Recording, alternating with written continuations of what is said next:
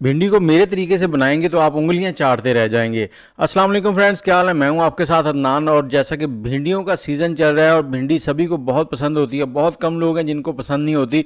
तो मेरे तरीके से इसको मैरिनेट करके बनाएं तो आप उंगलियां चाटते रह जाएंगे। बनानी भी बहुत ही आसान है, झटपट में बन जाती है, लेकिन जायका इतना लाजवाब आता है कि आप हैरान रह जाएंगे।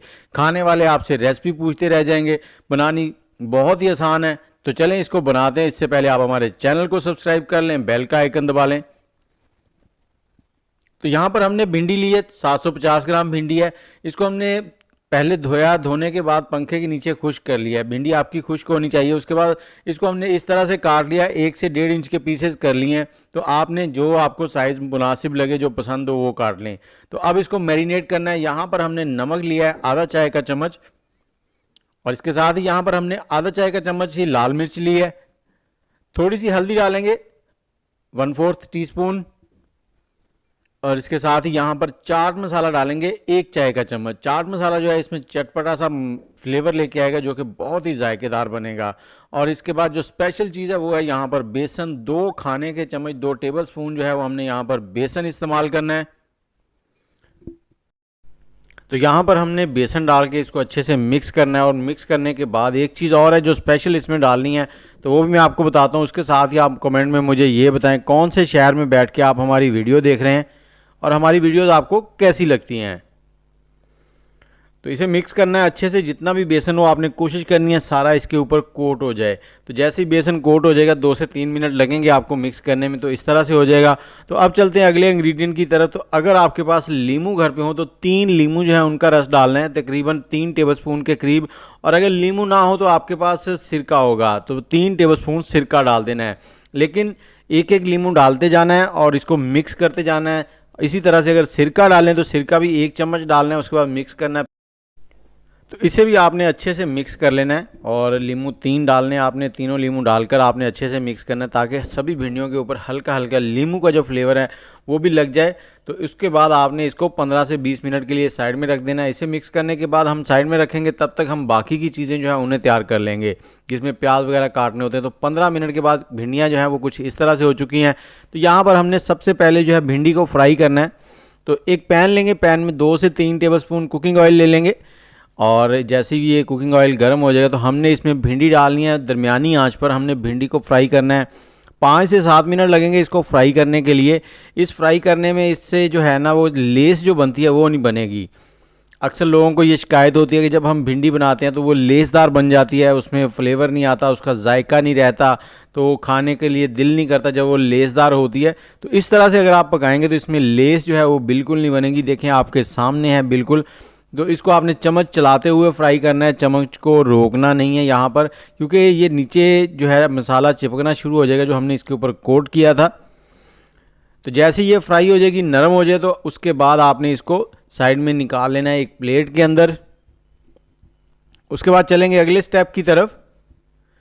तो यहाँ पर हमने पैन के अंदर आधा कप कुकिंग ऑयल लेना है और इसके अंदर 1 चाय का चम्मच अजवाइन डालेंगे। अजवाइन आप कम ज़्यादा कर सकते हैं। और 1 ही चाय का चम्मच जो है वो साबुत ज़ीरा डाल देंगे।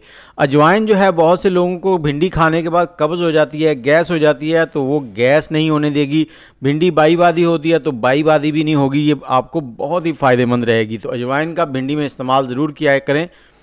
और यहाँ पर हमने थोड़े से अदरक डालना है, 1 टेबलस्पून अदरक, 1 टेबलस्पून लहसुन, 4 से 5 सब्ज़ मिर्चें और 1 टेबलस्पून धनिया कूटा हुआ है।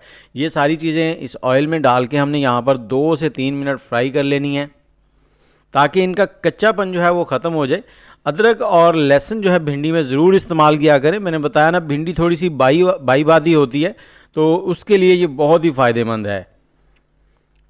उसके बाद हमने 2 मीडियम साइज़ के प्याज इस तरह से बारीक काट लिए थे, उनको हमने यहाँ पर डाल देना। और इन प्याज़ों को यहाँ पर हमने ब्राउन नहीं करना, सिर्फ ट्रांसपेरेंट सा करना है, नरम हो जाए इतना ही इनको पकाएंगे। 2 से 3 मिनट लगेंगे, प्याज हमारे नरम हो जाएंगे। जैसे ही प्याज नरम हो जाए तो यहाँ पर मेरे पास 2 टमाटर हैं। टमाटर आप कम ज़्यादा भी कर सकते हैं। 2 टमाटर बारीक काट लिए थे मैंने, वो भी डाल देंगे। इनको यहाँ पर फ्राई करना है हमने। और जैसे ही टमाटर डालेंगे तो उसके बाद हमने थोड़े से यहाँ पर इसके साथ ही मसाले भी डाल देने हैं। ये भिंडी बहुत ही लाजवाब बनती है। यहाँ पर नमक जाएगा सबसे पहले। भिंडी जब हमने फ्राई किया है उसके अंदर भी नमक गया था, थोड़े मसाले गए हैं, तो यहाँ पर मिकदार आपने थोड़ी सी कम रखनी है। उसके बाद थोड़ा सा हल्दी पाउडर जाएगा, थोड़ी सी लाल मिर्च जाएगी और थोड़ी सी जाएगी इसमें कुटी हुई लाल मिर्च। कुटी हुई लाल मिर्च जो है उससे इसका टेक्सचर बहुत ज़बरदस्त बन जाता है, जो लुकिंग है वो बहुत प्यारी हो जाती है। तो यहाँ पर इसको मिक्स करना है हमने और थोड़ी देर यहाँ पर हम इसको पकाएंगे। और हो सके तो अगर आप इसको यहाँ पर कवर कर दें तो वो भी बेस्ट है, उससे टमाटर जल्दी नरम हो जाएंगे। जैसे ही टमाटर नरम हो जाएंगे तो हमने आधा कप दही है, दही इसमें डाल देना। जब दही डालें तो आग का फ्लेम बिल्कुल लो कर लिया करें, उससे दही फटती नहीं है और फ्लेवर बहुत ही लाजवाब बन जाता है। अब दही डालने के बाद थोड़ी देर इसको पकाएंगे और 2 से 3 मिनट पकाने के बाद अब यहाँ पर हमने जो भिंडियाँ फ्राई की थी वो इसमें ऐड कर देंगे। भिंडी जो है देखें बहुत ही प्यारी लग रही है, खूबसूरत। तो भिंडी को यहाँ पर हमने मिक्स करना है। मिक्स करने के बाद हमने थोड़ी देर यहाँ पकाना है। उसके बाद हमने इसको कवर कर देना है। कवर करके पकाएंगे, आग का फ्लेम बिल्कुल लो कर देंगे, उससे क्या होगा कि नीचे नहीं लगेगी। तो 8 से 10 मिनट हमने इसको कवर करके पकाना है, लेकिन हर 2 मिनट के बाद आपने इसका कवर ढकना उतारना है और इसको स्टर करना है, इसको हिलाना है ताकि ऊपर वाली नीचे, नीचे वाली ऊपर हो जाए। और जैसे ही हम कवर करते हैं तो उसमें स्टीम बनती है, स्टीम के ज़रिए ये बहुत ही जल्दी नरम हो जाती हैं। तो ये देखें, आपने इसको स्टर करते रहना है हर 2 मिनट के बाद इसी तरह से।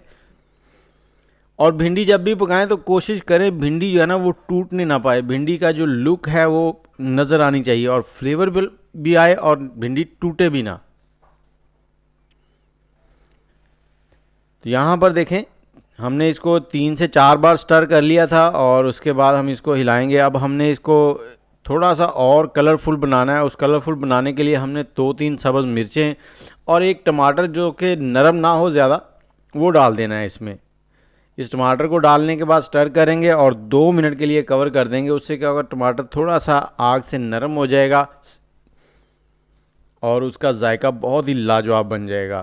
तो इसे 2 मिनट के लिए कवर करेंगे। तो ये देखें, हमारी भिंडी जो है वो हो चुकी है रेडी। तो यहाँ पर देखें बहुत ही ज़बरदस्त, कलरफुल और जायकेदार, खुशबू बहुत ही लाजवाब आ रही है। उम्मीद है आपको भिंडी पसंद आएगी, एक बार ज़रूर ट्राई कीजिएगा इस तरह से।